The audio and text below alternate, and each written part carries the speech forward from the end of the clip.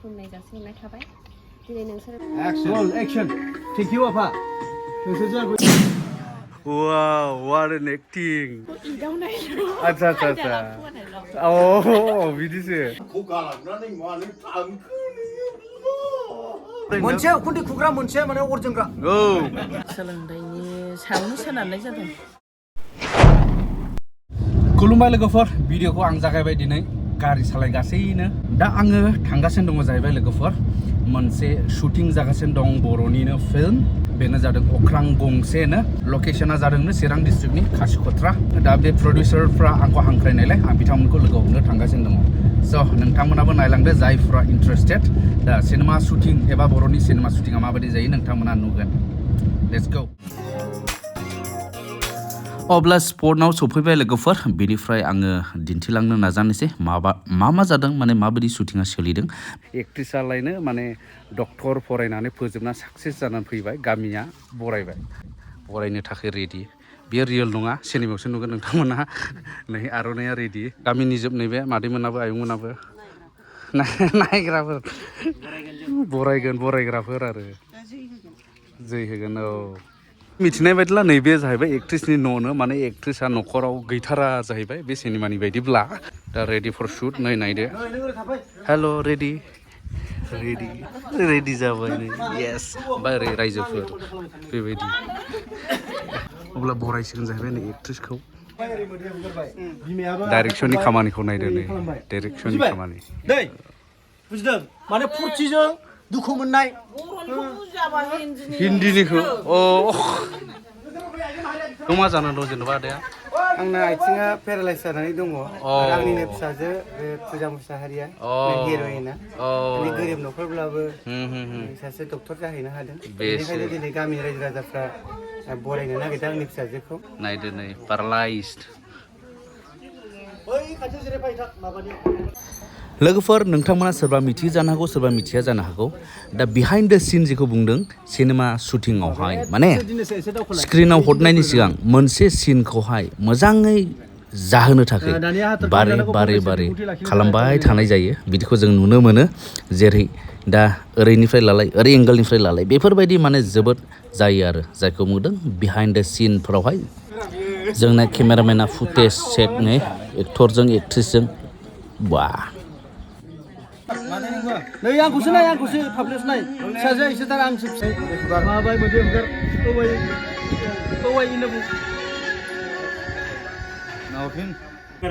गामिनि क्लाबनि आदामोना नै आर'नाइ सोग्राफ्रा बे गामिनि ओंखारनाया दाने आरो मोनसेबाव जायगायावहाय नै लोगोफोर माने एक्टरनि न' बियो माने बेवहाय माखासे माने बिदिनो नै बेयाव नुगोन नोंथांमोना नै सिनियर आर्टिस्टफोर मुंदांखा प्रफेसनेल आर्टिस्टफोर जोंहाय नै बेवहाय शुटिं बेनिफ्राय नोंथांमोना नुगोन नै सान्दुं गोसाफ्रावहाय मा अस्त्रफोर आगजुफोर बाहायनो गोनां जायो साथानो माबा जि होथेनायनो बेफोरबायदि आरोना बेबायदि आरो नैबेयावबो मोनसे सिन फिसा दङमोन बेखौ एसे नायदो नोंथांमोना बेनिफ्राय आङो दसे उनाव नोंथांमोनखौ लोगो हमहोसिगोन गासै आर्टिस्टफोर दसे रेस्ट समाव एसे लोगो हमदो नै डाइरेक्टर बाबु खुलुमबाय कामिं फ्रम धेमाजि एकदम माने धेमाजि जिल्लानिफ्राय औ माने एखे बिराद फाटाफाटि सिनेमा शुटिं बेनिबाथ' बेसेबां हिट जायो नोंथांमोना मिथिखायो मैथा रायजोफ्रासो मिथिगोन बेबायदि बेजों लोगोसे जोंहा गितारसन ब्रह्म बेवहाय केमेरामेन जायनि आखाइ गैयाब्लानो स्क्रिनाव नोंथांमोनाव सौहैनाय नङा नैबे एक्टरबो डाइरेक्टरबो करिय'ग्राफार केमेरामेनबो नै अल इन वान माने माल्टि टेलेन्टेड होनो बिदिखौ ओमफ्राय नों माबायदि मोनदों बेयाव खामानि मावनानै दे जायखिया धेमाजिनिफ्राय फैनाय फुटबल मैथा आदा बिथांजों खामानि मावनानै बिराद मोजां मोनदों खामानिखौ बिथाङा बिराद स्पिडआव आवगायो बिथांनि डाइरेक्सनाबो मोजाङानो जायो दा आङो बिथांजों फार्स्ट टाइम आरो ओमफ्राय आरो नै फुजा एक्ट्रिस बिबेक गोबां पुराना आर्टिस्ट दङ दा गासिबो टेलेन्टेड बिराद मोजां मोनदां प्रफेसनेल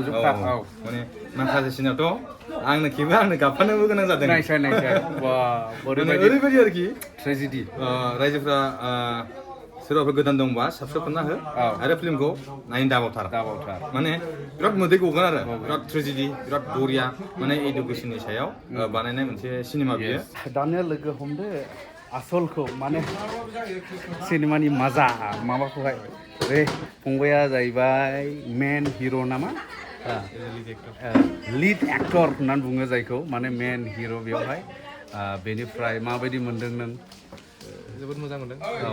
फार्स्ट मुभि जागोन निउ एक्सपिरियेन्स दा नोंथांमोना बयबो सिनायखायो बेवहाय किउट एक्टर जाखांफुनाय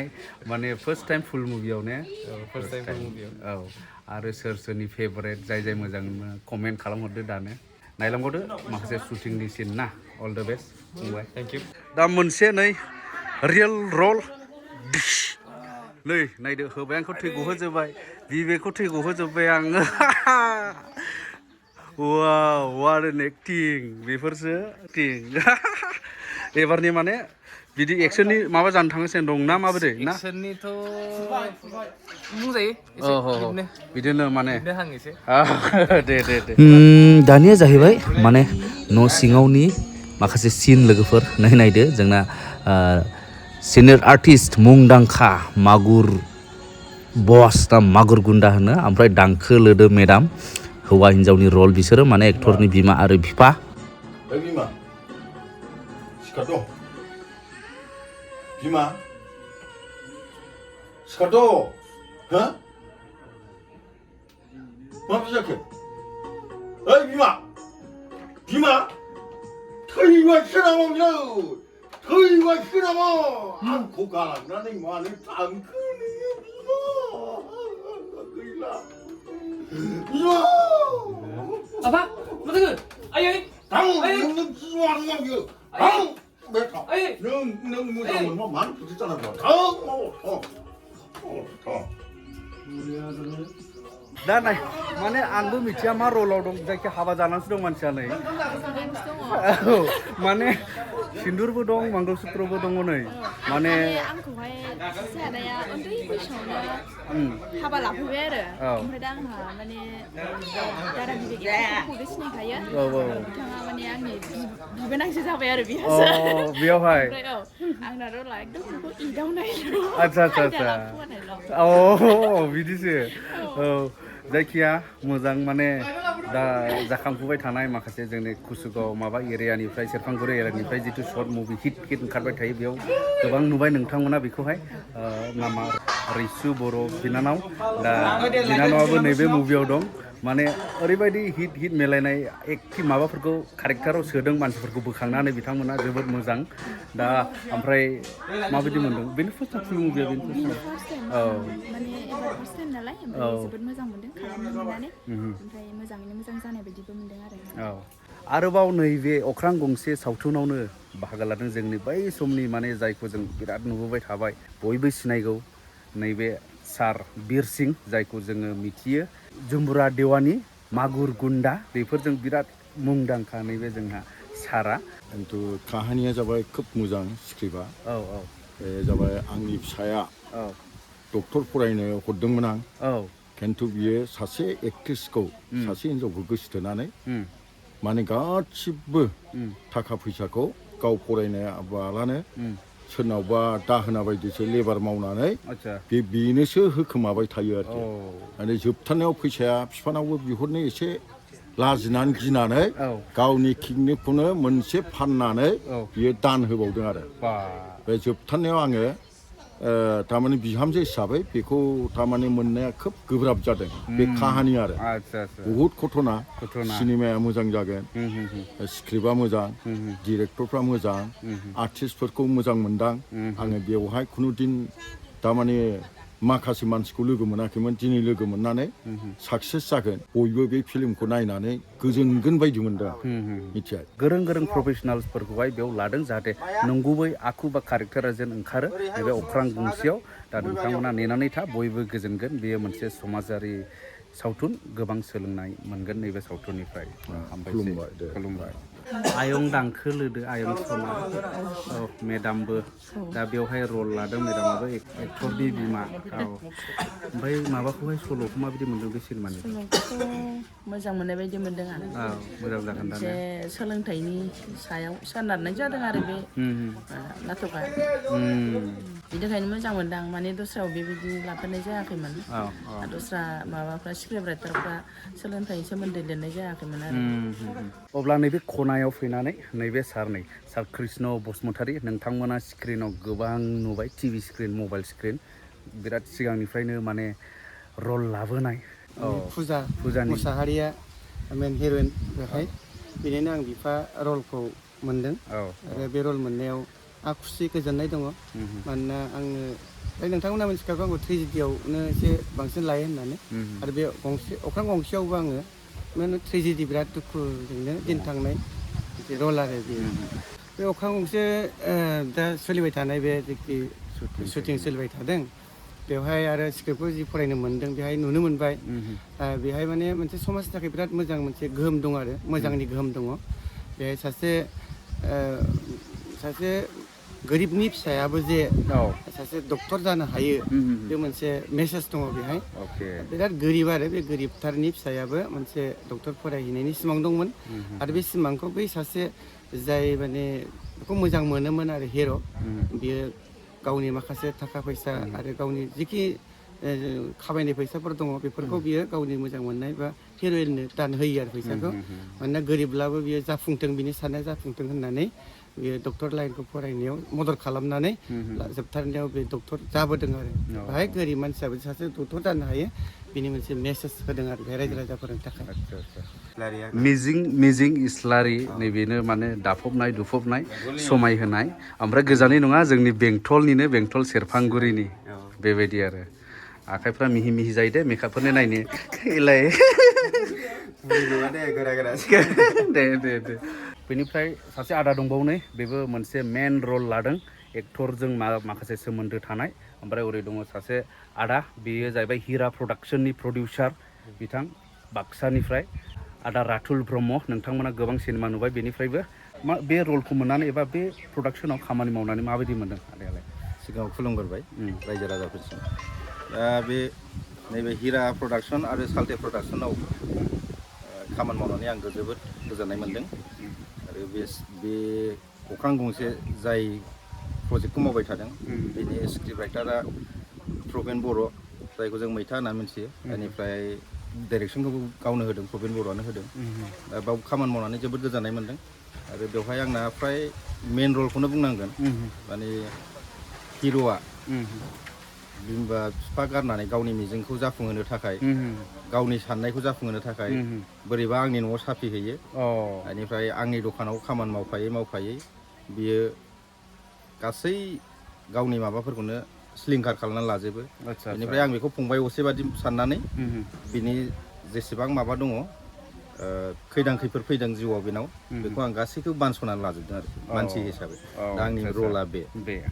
दा बेयाव आंहा मोनसे लेसन होनाय बादि मोनदों सिनेमानि गेजेरजों दा बे लेसना जाहैबाय मा सोरखौबा अननो रोंनांगौ सोरनावबा साफिनानै थायोबा बेफोरखौ अननो रोंनांगौ जों बजबनो रोंनांगौ दा बेफोरबायदिया मोनसे लेसन आरोखि बुंनो थाङोबा बे माबाया जोंनि अख्रां गंसे स्ट'रिया मोनसे बिराद मोजां ससियेल फिल्म दा जि जायगायावहाय शुटिं सोलिगासिनो दं बेनो जादों चिरां डिस्ट्रिक्ट खासिक'त्रानि गेन्दारगाव होननाय गामि आरो बे गामिनिनो पुर्निमा क्लाबनि नैबे बिथां दैदेनगिरिफोरा दा बिथांमोनानो हेफाजाब होदों दहाय शुटिंआवबो दहायनो शुटिंनिमोन बरायनाया माने एक्टिंमोन दानिया रियेल माने नैबे बिथांमोनानो नै पुर्निमा क्लाबनि दैदेनगिरिफोर बिथांमोना दा नैबे टिम शुटिं लाफैनाय टिमखौहाय माने नैबे माखासे जानायजों लोंनायफोरजोंहाय माने बरायदों हामबाय होदों आरो ना बेबायदि ना औ दे हामबायसै ओमफ्राय टिमा नै ओरैहाय रेडि नै एक्ट्रिस बिमा नै मेदामा बियो ओमफ्राय नैबे बिहाइन्ड द सिननि बोलोगोरा बियो ओमफ्राय सारखौलाय मिथिखायो जाहैबाय एक्टरनि बिफा जाब जुब नङा डेन्जारखौल' लाखायो आमायसोआथ' ओमफ्राय प्रडिउसार बिथां आरोबाव नै सार दिनेश ओमफ्राय केमेरामेना गरम जाबाय मेंबाय ओमफ्राय बेनोथ' डायलगानो जोमा जाहैबाय माथो खिन्थु हागौ खिन्थु बेनि डिरेक्सन मेनेजमेन्टखौ मानिनांगोन आरो ना बे आलदा रोखोमनिखा लेभेला नैबे सार आदा नै बेबो डाइरेक्टरखौ ओमफ्राय माबा नै प्रडिउसार सासेबाव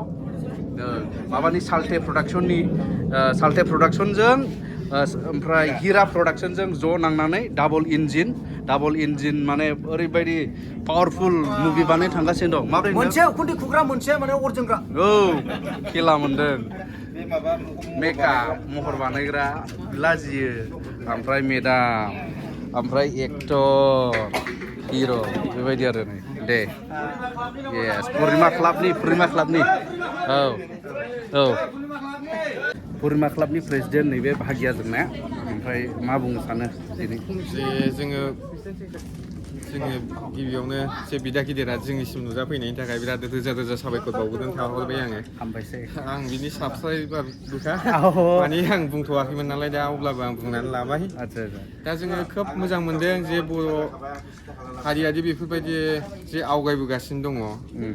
जे जोंनि समाजखौ लानानै लोब्बा लाखिनानै लोगोसे कालसारखौ लोब्बा लाखिनानै जे बेफोरबायदि आवगायदों जोंबो खोब मोजां मोनदों दिनै साखाथियाव फैनानै जे दिनै जों मा होननानै जों मा रायदावबावनो गोसोआनो माने मा होननानै जों फोरमायबावनो बेबायदि जाहैबाय अब्लाबो जोङो जे गेदेरगाव पुर्णिमा क्लाबनि जानानै मा होनो हाबावनो जोङो जा एसे जानायनि लान्च पेकेट बेखौनो जाहोनानै जोङो गेदेरगाव पुर्णिमा क्लाबनि जानानै जोङो बे सारमोन आरो साफ्रोमबो जोंनि बे अख्रां गंसे सिनेमा जोंनि सारमोन आरो जोंनि फंबाय बिनानावमोनहा जाहाथे नुजाफैनायनि थाखाय बिराद गोजोननाय थाबाय आरो बेखिनि गाज्रि दामोनसै जोबोद हामबायसै जेबो गाज्रि मोना नोंथांमोना नुगोन गेन्द्रागाव गामिनि माखासे न'खरफोर नैबे सावथुनाव आरो बेजों लोगोसे ओरैबायदि हेफाजाब होदों रल खालामनानैहाय नोंथांमोना नुगोन जे बिथांमोनखौबो गामिनि जानानै रल लानाय बे आरो दे हामबायसै अब्ला नोंथांमोननो आङो माखासे नैबे सोलिबाय थानाय प्रजेक्टनि बारै गुवारै मिथिहोनो आखायाव लाबाय दा नोंथांमोना नुबाय आंनि खाथियाव दं डिरेक्टर आरो स्क्रिप्ट राइटार सारानो प्रबिन मैथा बर' होननांसिगोन बेनिफ्राय बिबेक गयारी लिड रल ना लिड हिर' ना मा होनो जायखिया लिड रल ओमफ्राय दङ हनै आरोबाव जोंनि हिर'इन पुजा मुसाहारि मुंदांखा आरोबाव जोंने बै माने मा होननांगौ जाखो फुराना एक्टर बिराद माने बै समनि हिट एक्टर सार दिनेश रामसियारि बेनिफ्राय दङ ओरैहाय सार कृष्ण बसुमतारी दा गिबियावनो खुलुमग्रोनाय जाबाय आरो सोमदोन बरगयारि इउटुब चेनेलखौबो साबस्क्राइब खालामनो थाखाय खावलायबाय लोगोसे शेयार लाइक खालामनो थाखायबो खावलायनाय जाबाय बे चेनेलनि गेजेरजों नोंथांमोननो मोनथिहोनो नागिरनाया बेनोदि जोंहा देग्लाय 2023 मायथाइयाव जानाखि रिलिज जानो गोनां अख्रां गंसे बर' सावथुन फुल मुभि बे मोनसे रमान्टिक आरो मोनसे इडुकेसनेल मुभि बियो जोङो दिनै फैयै जोबनायनि लामायाव फैबाय 80% थांबाय 20%ल'सै बे साननैसोनि गेजेराव जोबसिगोन आरो नोंथांमोना नुगोन नोंथांमोनखौ बयखौबो नायगोनखौ खावलायबाय मोनसे मोजां इमोसनेल माने रमान्टिक मुभि बियो नायनो हागोन बयबो बेवहाय जेबो माने गार्जेन एबा फेमिलि लानानै बा गथ' गथाय लानानै फिसा फिसौ लानानै नायजायै मुभि नङा बियो मोनसे इनकारेजमेन्ट मुभि बियो बेनिखायनो नोंथांमोन बयखौबो नायगोनखौ मिजिंथिबाय आसा फारिदों नोंथांमोननि अनसायनायाव बे सावथुना खोब माने मोजां दावगालांनो हागोन आरो नोंथांमोना अनसायनांगोन पार्टिकुलारलि नोंथांमोना अनसायोब्लासो जोंनि सावथुनाबो जौगाखायो बेनिखायनो नोंथांमोन बयखौबो अनसायगोन बेखौ आङो मिजिंथिबाय आरो नोंथांमोन मोजां मोननाय दंबावो जाय एक्ट्रिस पुजा मुसाहारि दा जोंहा बिनानावा माबायदि मोनदों बिथाङा एसे जोंनो फोरमायोब्ला मोजां जागोन आंथ' बिराद मोजां मोनदों फार्स्ट टाइम आदा मैथाजोंबो आं खामानि मावनानै बिराद मोजां मोनदों आरो माखासे आदा दिनेशमोन दङ आंथ' बेजोंहाय एबार फार्स्ट टाइम बेखौथ' आं गोदो माने नायबाय थायोमोन आदाखौहाय बिराद मोजां मोनोमोन बेनो आरो माने बे शुटआव फैनानै आङो बिराद मोजां मोनदों आरो आङो बेयावहाय माने गोरिब न'खरनि रल मोनदों बेयाव बिराद मोजां मोनदों माने बेखौ खालामनानै बेखायनो माने आसा खालामो कि हाजासे जों बे मुभिखौहाय मोजां खालामनो हायो आरो नोंथांमोनाबो मोजां मोनो होननानैहाय दा जों नुनाय बायदिब्ला जोंना सार दिनेश रामसियारि बै समनि एक्टरखौहाय एसे गेप थाबोनाय जों नुनो मोन्दों दा सारा मानि थाखाय गेप थाबोआमोन आरो दा फैफिनबाय मोनसे मोजां सावथुनाव दा दिनैहाय बिथांखौ जों स्क्रिनाव नुनो मोनफिनसिगोन जोबोद गोजोनथाव दा नैबे अख्रां गंसे मुभियावहाय रल लाफिननानै दा सारा मा फोरमायनाय दं अननानै बिथां फंबायनि चेनेलाव जा साबसक्राइबार दं लाइक खालामग्रा दं बिथांमोनखौ आं गोसो गोरबोनिफ्राय खुलुमनाय जासिहरग्रोबाय गासैबो बाथ्राफोरखौथ' बुंखाजोब्बायानो नोंथांमोना मिथिखाजोब्बाय दा आं बुंनोसै बिथां फंबाया सोंनायनि कुइसननि एन्सारखौ आं होनोसै गेप थाबोनायनि रिजनखौ गेप थाबोनायनि रिजना बेनो जे बाजेटआ मेनलि जायो आरो खायसे प्रडाक्सनफ्राव थांनो इन्टारेस्टआ गोसो जाया आहाबो मोनसे चइस थायो गावबागाव चइस बेनिखायनो आङो सानदोंमोन साननैसो गेप थाथ'नोसै बा बोसोरथाम बोसोरब्रैसो गेप थाथ'नोसै बेनि उनाव आरो ओंखारफिनगोन होननानै दा बिदियावनो जोंहा राथुल फंबाय जोंनि साइडनिनो बिथाङा आंखौ प्रिफार खालामबाय मुभिनि थाखाय मेन केरेक्टार नङाब्लाबो को-आर्टिस्ट हिसाबै सापर्टिं केरेक्टार हिसाबै जास्ट हिर' बायदियानो जायो ट्वाइस हिर' जायो बेयाव माने मेन हिसाबै आरो जा फंबाय दं आङो सापर्टिं केरेक्टाराव दं दा मुभिनि बाथ्राखौथ' दा बुंजोबखाबाय नालाय आं बांद्राय बुंला बेयो माने बांसिन माने स्टुडेन्टसफोरखौ इन्सपिरेसन होगोन बेखौ आं बुङो नोंथांमोना नायगोन होननानै आं आसा खालामो दा नोंथांमोना गोबाङै मिथिनो मोनबाय बेनिखायनो आरोबाव जोबनायाव आसा खालामनाया बेनो नोंथांमोना निस्सय बेखौ अनसायगोन नेनानै थादो फैगौ नैबे बोसोरनि बिश्वकर्मायावनो नैबे स्क्रिन प्ले जानो थांगासिनो दं नोंथांमोना निस्सय अनसायगोन मोजांबो मोनगोन बेयो 100%। नोंथांमोना बयबो नायदो अख्रां गंसे सावथुनखौ नायदो जय बर' हारिनि जय आसा थिबाय बयबो नायगोनखौ